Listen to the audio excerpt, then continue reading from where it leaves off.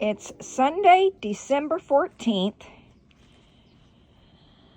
-1 degrees in Muncie, Indiana. As you know, Muncie is notorious for all of our train tracks and trains, and you can hear it in the distance.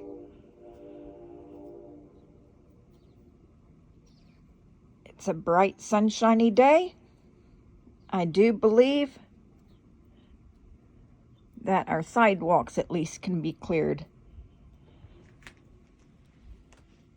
The sun will soon be melting all of the snow, but boy, it sure is beautiful.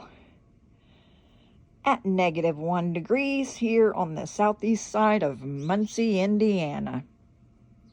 Have a great day, y'all.